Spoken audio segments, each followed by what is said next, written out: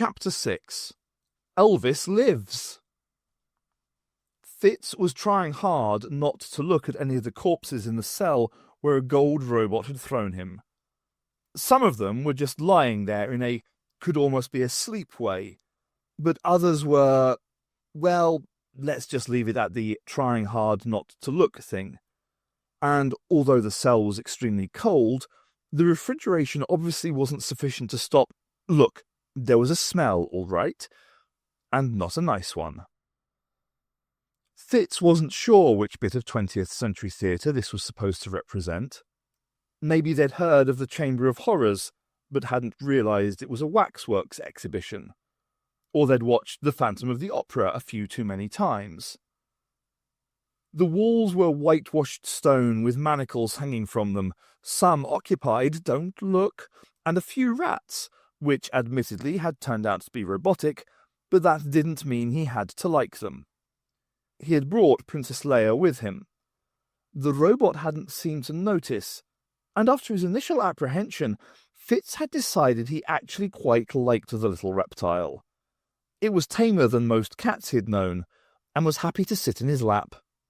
He'd given it a tiny tap on its nose when it had tried to nibble him playfully. Its teeth looked extremely sharp, and it hadn't tried that again. And it had been company, but now it was off examining corpses, and Fitz really didn't want to watch. But anyway, he had another distraction now.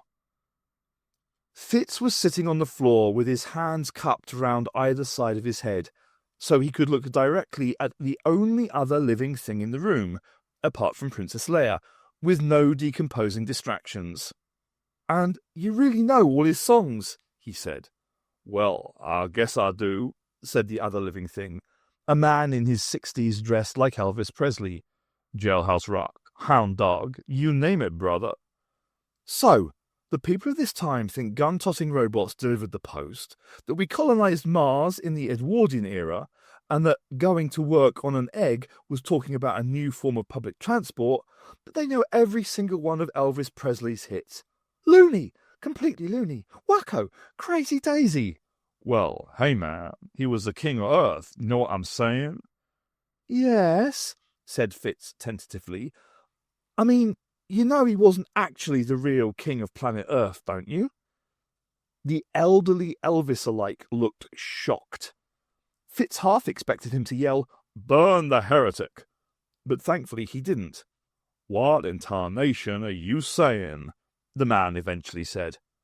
"I know there's a few of you skeptical types out there who don't worship the very ground the king walked on, but I don't know of nobody who doubts that he was actually the king of Earth." "Sorry," said Fitz, deciding that his accurate historical knowledge had got him into enough trouble for one day. "Of course you're right. I meant no disrespect. Long live Elvis. That is, if he wasn't dead already. Sorry." He thought it would be a good idea to change the subject. "So how come you're locked up, then?" The man flicked back his quiff with one heavily bejeweled hand. "It was those crazy chicks, man. Those little girls. They look sweet as sugar, but I'm telling you they sure ain't. No, sir." "I'd noticed," said Fitz. "Well, it happened like this. I travel about a bit, do a little show, few numbers, few hip swings, few uh-huhs, catch a bit of the underwear thrown on stage, that sort of thing. Goes down well with the chicks." "And their mothers," suggested Fitz, who, despite having found out in one of his earliest realizations of the horror of time travel that the fresh-faced GI chart-topper of his time would become a big-collared overweight living legend in the next decade, just couldn't picture his 50-something cellmate with the sequined pants and the dodgy accent in the role. Elvis shrugged this off. "Anyway, got a call from a Miss Vanna Durwell, curator of this here show. They wanted to have a concert from King Elvis here 2-3 times a day. Big attraction, you see. Get the chicks in. Of course, I would have liked to have helped, but I got my public to think of. Can't restrict myself to just one planet, no sir. Why, I just could not have all those subbing girls on my conscience." "Right," said Fitz, who imagined that this was a slight exaggeration, and that this guy probably hadn't been asked to do all the shows in the first place. This Earthworld chick was a mite disappointed, and that's no lie. But she had this rootin' tootin', Fitz shuddered, idea that she would get these 3 pretty kids to make a model of me and get me to sing my whole darn repertoire into some fancy tape machine to stick in its head. Then they could have the pleasure of my performance, so to speak, without me actually having to be in the same galaxy. Well, it seemed a mighty good idea, and I did just what she asked for. Only trouble was, these chicks have got to be the maddest fans of the king who ever walked the face of any planet in this system. Oh, they made their machine man, and no mistake. But they got it into their twisted little heads that they liked the real thing a bit more. So what do you know, but they decoyed me away down here, and here I stay unless they decide they want a bit of a concert. It's that Antarctica kid, she's the one. I'm her most favorite singer of all time, she says. I'm her pet. And if she wants a concert, she just has to have one. Mind you, guess I should consider myself lucky. These poor guys, he indicated in the direction Fitz had no intention of looking, were the pets of the Africa chick, and she don't seem that keen to treat people right. Heck, talk of the devils! There were high-pitched voices rapidly approaching, 3 of them. Fitz couldn't tell which voice belonged to which trip. "It's not fair," cried voice A. "How could they shut down everything? What are we supposed to do now? It's no fun without our robots." Fitz and Elvis exchanged glances. "There are other ways of making entertainment," said voice B. "I told you we should have a death match." "I don't want a death match. Death matches are boring. Anyway, all the silly people have run away now," said voice C, or actually it was probably voice A again. "Do you have another suggestion?" That was, well, it might be B, but this time it was fairly likely to be voice C. A concert from my pet, a lovely, lovely concert from Fitz Fortune." Yes, that was voice A, and it was undoubtedly Antarctica. "You got bored of King Elvis soon enough," said, B or C. "Always said he'd be a 5-minute wonder." Next to Fitz, Elvis gave a massive humph. "Oh," cried Antarctica, "I'd forgotten about my lovely King Elvis. Maybe I'll have a King Elvis concert instead." "Well, make your mind up. If I can't have a death match, I'll have the one you don't want for a game." Fitz felt his buttocks clench involuntarily. Not that he wished any harm to this old Elvis impersonator, but if it was a choice between singing for a couple of hours and being involved in one of the triplets' games, and he was betting that it was Africa who'd had that idea, then he knew which he'd prefer, exhausted though he was. Then the third voice spoke. "I have a better idea, something that we can all enjoy." There was an attentive silence. "Antarctica wants a concert, King Elvis or Fitz Fortune, but she can't decide who. Africa wants a death match. So, why don't we have a death match between King Elvis and Fitz Fortune? Then the survivor can give a concert." "Oh, yes," squeaked Antarctica. "Yes, yes, yes, yes, yes. That would be brill. I'll go get some costumes." "Africa?" The triplets were so close now that Fitz could even hear Africa's answering, He thought quickly. "Hang on," he whispered to Elvis, who looked petrified. "They're 3 little kids. Without their muscle, we can take 'em any day." Elvis seemed confused. "No robots. If there are no robots, then we can jump 'em as they come in, stick the manacles on 'em, and we're out of here." He pointed to one side of the door, indicating where Elvis should go, and stationed himself on the other. There was the bleeping sound of an entry code being inputted. The door slid open. Fitz stood poised. He flexed his knees. He sprang and bounced off a golden robot. "I thought you said there weren't any robots," he said accusingly to Asia, who followed the metal monster in. Possibly not a good tone of voice to adopt in the circumstances. "All our personal automatons have intrinsic shields," she said. Now, put these on. Antarctica hurried in and threw some clothes at them, patted Princess Leia on the head, and then ran out again. And then you'll come with us. You too, she added to Elvis, who was still cowering on his side of the door. The coward hadn't even tried to escape.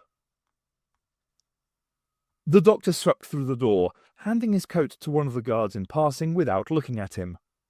The room was a cross between a regally appointed bedroom and an infirmary. Presumably it had been the one and converted to the other out of necessity. It was pink and lacy, pastel drapes were hooked back on a four-poster, and the pale carpet pile was so deep the doctor's shoes were almost hidden.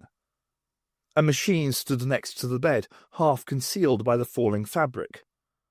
What could be seen of it was dead. No noise, blank screen, lights dim. And then there were the people. Lying on the bed, arms folded across the pink coverlet and dark hair floating over the pillow as if under water, was a woman. The president's wife, Elizabethan.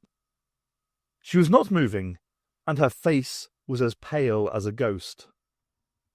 Kneeling next to the bed was the president, Hoover, crying his eyes out.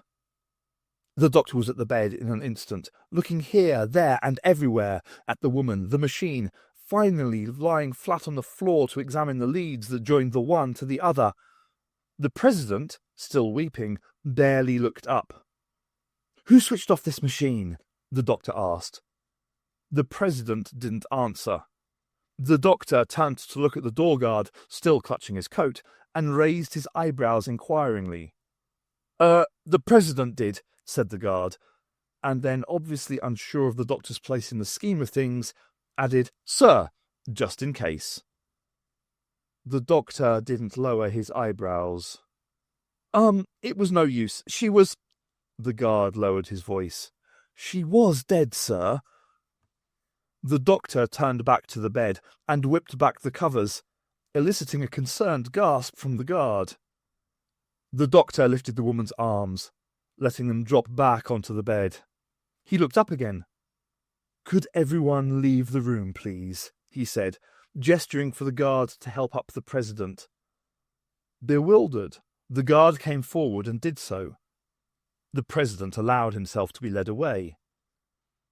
As the guard turned to shut the bedroom door behind them, he saw the weird man with the long curls take a small metal rod from his pocket and kneel down beside the bed. Half an hour later, the doctor found the president in the throne room. The man wasn't crying anymore, but staring sightlessly into the middle distance. The doctor pulled up a chair and sat down beside him. "Tell me what happened," the doctor said, quietly. "Tell me what happened all those years ago. How did she become like that?" The president frowned and looked up slowly, as if noticing the doctor's presence for the first time. He didn't look at the doctor as he began to speak. "Elizabethan was from one of the first wave families of New Jupiter, a direct descendant of an important Earth family. They were geneticists, and Elizabethan had followed the family tradition. It was a good match, but it wasn't just that I was very fond of her. There was only one problem. She could not fulfill the most important duty of a presidential consort. For a long time, she bore me no children. You understand, the succession is of vital importance. The crown must stay with those appointed by Earth to rule. We cannot risk it falling into the hands of the unearthly masses." "Of course not," said the doctor. "After some years, much as I cared for her, I feared I would have to put Elizabethan aside and take a new wife to ensure the succession.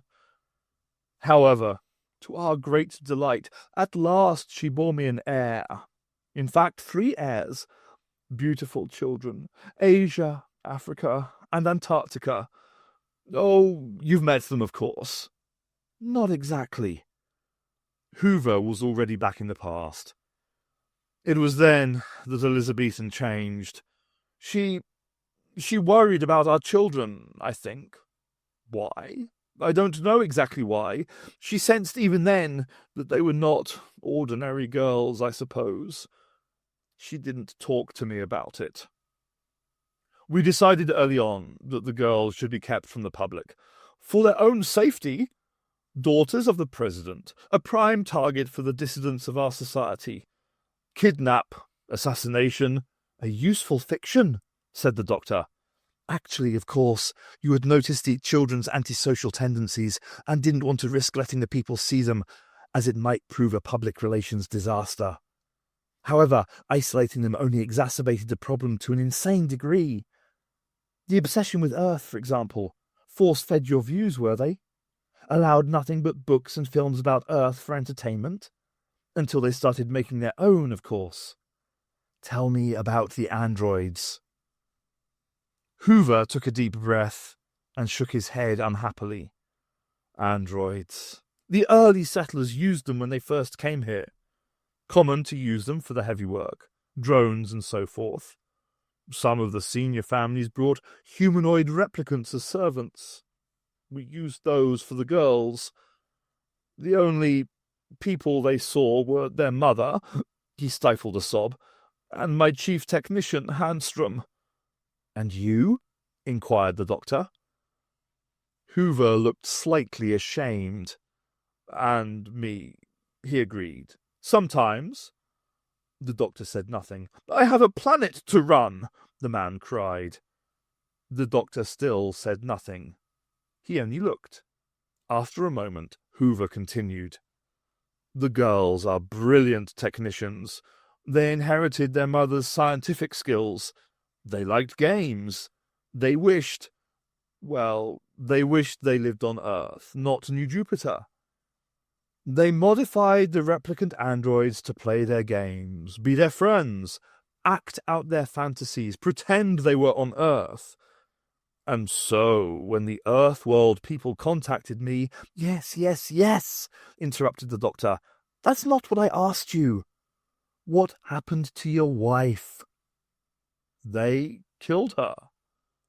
The triplets did, yes. But how? Why? Why? You expect me to understand what goes on in those girls' minds? Let me tell you, Doctor, that those girls are mad, not responsible for their own actions. Really? Nature, not nurture, you're saying? They're not normal. They've never been normal. Are you saying what they did was my fault? We had hoped there would be improvements as they grew older. Their mother said she was making progress with them. But then they killed her. I had no choice. I had to keep them locked up.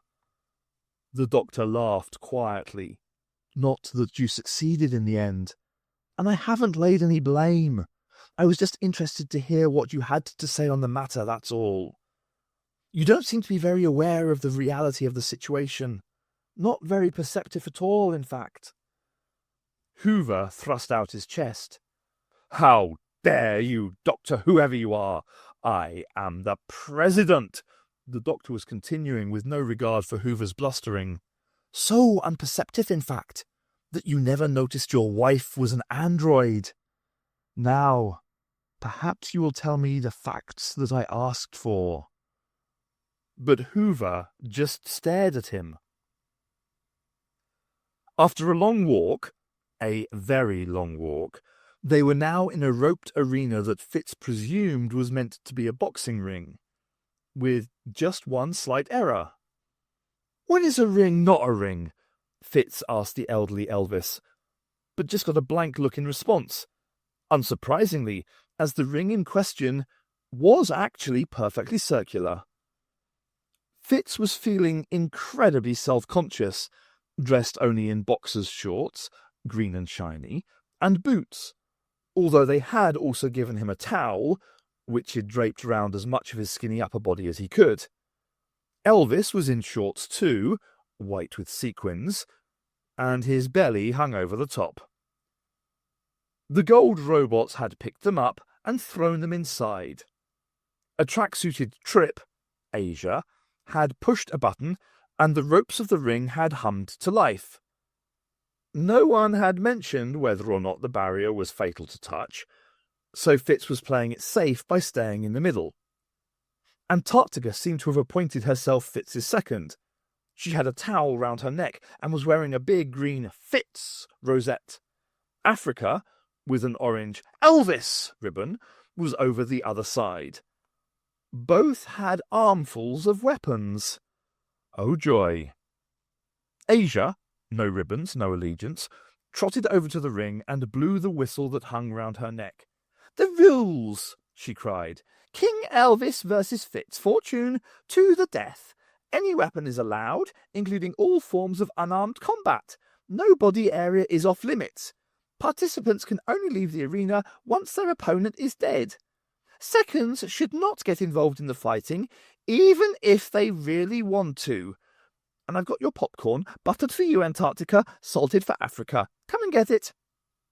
Antarctica pushed her truckload of weaponry through the barrier and trotted off to take her pink-striped cardboard box of popcorn.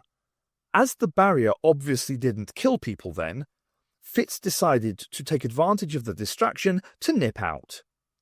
He landed back in the middle of the ring on his bum, nursing a tingling hand, and watched dazed as Elvis half-inched a big swingy spiked ball on a chain, a flail was it called? Something like that, from Fitz's pile, and with some difficulty on the third go began to whirl it round his head.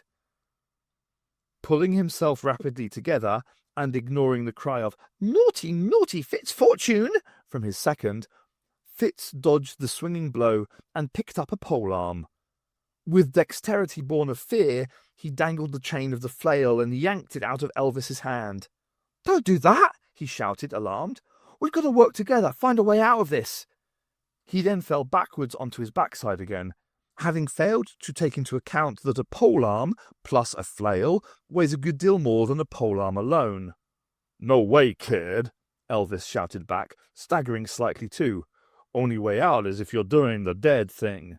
They said that, and I believe them."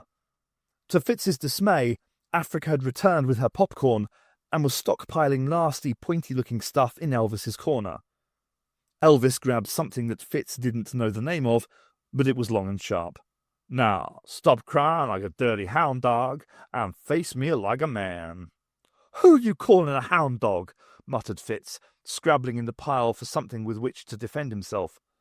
"I certainly ain't no friend of yours," he yelled defiantly, picking up a similar pointed thing and waving it wildly in front of himself. "Just hold back a second, so we can talk about this." "Nothing to talk about, boy. You're going to be lonesome tonight in the grave." "And stop with the song lyric references already, unless you want me to stamp right down hard on your blue suede shoes," called Fitz, parrying desperately. Elvis, although presumably considerably older than Fitz, and probably about 6 stone heavier, hadn't recently done a 3-hour concert, and he obviously actively wanted to kill Fitz, whereas Fitz really just wanted to avoid being hit. Though if this guy was going to keep on at him like this, he wasn't going to pull his punches. Oh no. "If we work together, we might be able to think of a way out of this." Fitz tried again. Elvis dived at him. Fitz only just ducked out of the way in time. Fitz attempted to appeal to Elvis's sense of reason. "Do you really want to murder someone for the amusement of 3 batty teenagers?" "I got my public to think of. You die. What, you got your mama and papa grieving?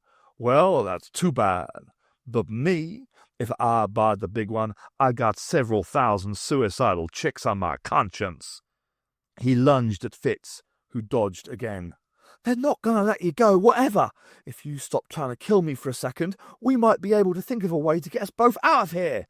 You kill me, you just stay locked up in that cell for a while longer and wait for the day when they get bored with you again and you're dead meat. Escape or stay of execution. Which sounds the better deal?" "Uh-huh." Elvis dropped the pointed thing and picked up a long leather whip. "So what exactly is your great escape plan, my friend?" Fitz yelped and dropped his weapon as the whip flicked his hand. "I don't know yet," he cried. "If you'd just stop trying to kill me for a minute, I might be able to concentrate long enough to think of one." Elvis took no notice. The whip cracked against Fitz's thigh and he yelled again, stumbling backwards. Why on earth would anyone think that something that horribly painful was a turn-on? Stupid, stupid people. Africa was yelling at Elvis through their side of the barrier.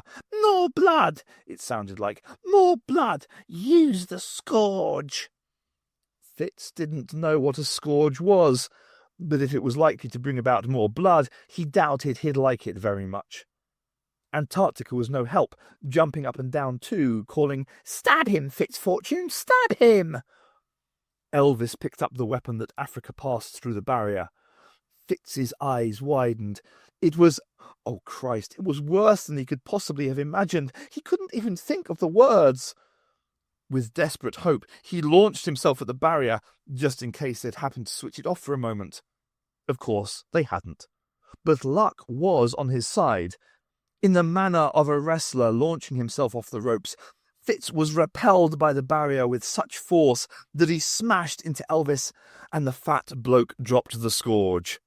Fitz grabbed it and backed away. The scourge was like a short whip with 5 whippy bits, each with metal barbs tied along its length. That wasn't a weapon. It was a torture device. No wonder Africa wanted it used. Fitz kept hold of it in his left hand, not because he wanted to use it, because he damn sure didn't want Elvis to get hold of it again. With his right hand, he grabbed a 5-foot spear. He was keeping the guy at as great a distance as possible. Who'd have thought a self-important old club singer could become so homicidal? "Kill him, Fitzfortune!" Antarctica was calling. "Give me a gun and I will!" Fitz yelled back. Unfortunately, no gun was forthcoming. "Couldn't we at least have a time out?" he tried. "Asia needs to blow her whistle for that, and she's gone off," Antarctica told him. "She was a bit bored." "Oh dear," said Fitz sarcastically. "I'll try and make my final moments more entertaining in future." "How can she be an android? She had children." "Not for a long time, though, did she? You were going to put her aside." It had taken about 2 minutes for Hoover to speak after the doctor's revelation. He had stared at the doctor as if willing him to take back his words, then turned and gazed away, a puzzled, hurt look in his eyes. His hands were balled into fists. When he finally opened them, 4 white crescent moons showed on each palm where his fingernails had dug in. He turned again to the doctor now. He was speaking quietly, unnaturally calm. It didn't seem quite real. "You're saying that the girls, they're not mine, not ours?" The doctor shrugged. "Rather a hasty assumption. That woman, she was human once. She may have borne children." The president was rocking back and forth in his seat, eyes still fixed on the doctor. "I don't understand. I don't understand. What are you telling me?" "She's been, well, cybertized. That might be one way of putting it. Parts replaced by android components. Electronics making her appear to breathe. Mechanics keeping the blood pumping round her body. Keeping the body alive. An expert's job. And fascinating. Absolutely fascinating. I don't know how long she's been like that, of course. I can't tell if there are any brain components without opening her up. Things that may have made her seem human when she wasn't. That's why she appeared to die now, obviously. The blocking waves I sent out interfered with her workings. The question now is, was she really murdered? Are you justified in having had those girls locked up for all these years? Or did your wife merely break down?" The president began to cry again. Racking, heartbreaking sobs of loss and pain. The doctor sat there and watched.